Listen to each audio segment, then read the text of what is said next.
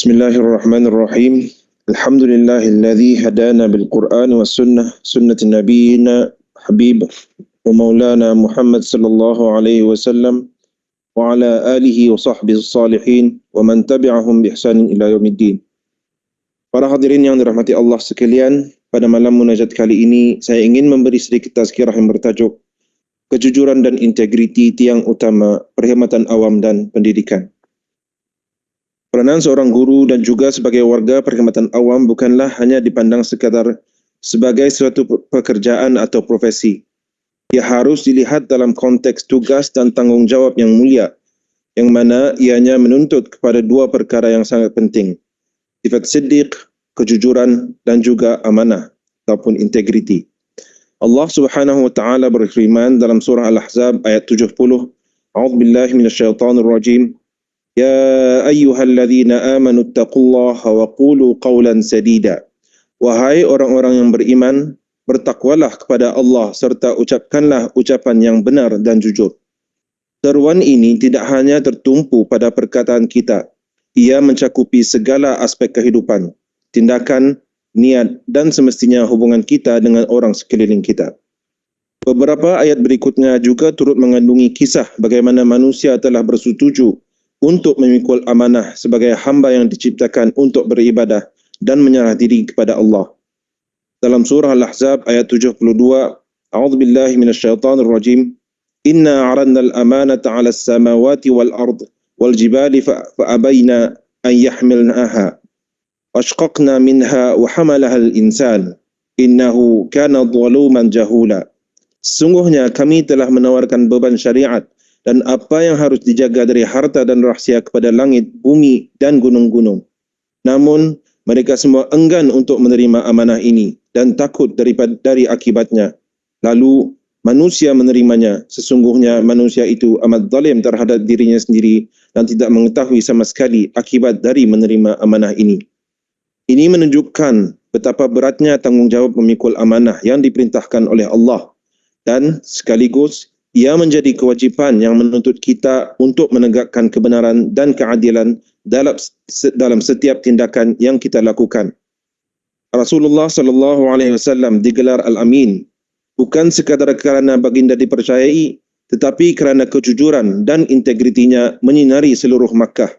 Bayangkan seorang Al-Amin dalam sesebuah masyarakat bukan sahaja membawa kepercayaan, tetapi mencipta suasana al-aman, keamanan, kestabilan dan kesejahteraan untuk semua. Sifat kejujuran mampu membina sebuah masyarakat yang aman dan makmur. Kesempurnaan akhlak baginda sebagai seorang guru bukan hanya dengan kata-kata, tetapi juga dengan tingkah lakunya sallallahu alaihi wasallam. Baginda sallallahu alaihi wasallam adalah contoh integriti yang sempurna, tidak pernah berkompromi dengan kebenaran walaupun dalam keadaan yang paling sukar. Sebagai guru, kita mesti mencontohi integriti ini, mengajar dengan kejujuran dan keikhlasan, dan sentiasa ingat bahawa kita bertanggungjawab di hadapan Allah atas apa yang kita sampaikan kepada para pelajar. Rasulullah sallallahu alaihi wasallam bersabda, setiap kamu adalah pemimpin dan setiap kamu bertanggungjawab atas apa yang dipimpin. Bagi seorang guru, tanggungjawab ini adalah kepada pelajar-pelajarnya yang menaruh harapan kepada guru-guru ini untuk membimbing mereka, bukan sahaja dalam ilmu, malah juga dalam akhlak.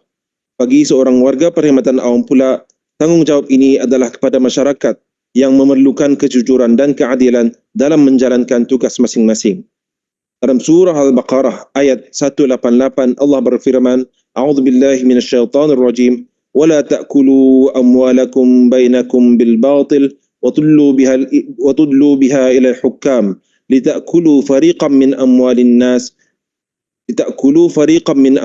nas bil ithmi wa antum ta'lamun, yang bermaksud, dan janganlah kamu memakan harta di antara kamu dengan jalan yang batil, dan janganlah kamu menyuap dengan harta itu kepada para hakim dengan maksud agar kamu dapat memakan sebahagian harta orang lain ini dengan jalan dosa, padahal kamu mengetahui. Erti memakan harta di sini adalah dengan mengambil hak orang lain dengan cara yang tidak adil, seperti mencuri, merampas ataupun menipu. Dari segi tanggungjawab, orang-orang yang diberi amanah harus sentiasa jujur, yang mana mereka yang mengambil leka pastinya akan jatuh ke dalam perangkap rasuah. perangkap rasuah dan ketidakadilan. Rasulullah sallallahu alaihi wasallam bersabda, sesiapa yang menipu kami bukan dari kalangan kami. Dalam era serba moden, rasuah dan penipuan boleh berlaku dengan halus dalam bentuk hadiah, layanan istimewa atau memanipulasi kuasa. Janganlah kita mudah tergoda dengan nikmat dunia yang sementara ini kerana Allah Subhanahu wa taala Maha melihat. Imam An-Nawawi dalam Riyadhus Salihin menekankan pentingnya menegakkan integriti dalam semua urusan kita. Tugas sebagai penjawat awam adalah untuk berkhidmat kepada masyarakat dengan keadilan, kejujuran dan ketulusan, sambil sentiasa ingat bahawa Allah Subhanahu wa taala Maha melihat setiap perbuatan kita, dan pada hari kiamat kita akan dipersoalkan tentang amanah yang telah diberikan kepada kita. Imam Al-Ghazali pula mengingatkan umat Islam tentang pentingnya hati dalam membuat sebarang pekerjaan. Hati adalah asas bagi semua perbuatan. Ketulusan dalam segala perbuatan adalah cerminan daripada hati yang suci. Keikhlasan dalam hati menjadi asas kepada kejujuran dan integriti yang secara konsisten agar akan terzahir dalam tingkah laku kita. Namun, jika hati kita tercemar, meskipun penampilan luaran kelihatan baik, tindakan kita akan tetap terkesan oleh kerosakan dalaman tersebut, menyebabkan penyelewengan dalam amalan dan keputusan. Oleh itu, kita mesti sentiasa menyucikan niat dan jiwa, membersihkannya dengan cara muhasabah, mujahadah dan sifat muraqabah melalui zikrullah dan berusaha untuk menjadikan tindakan kita selaras dengan kebenaran.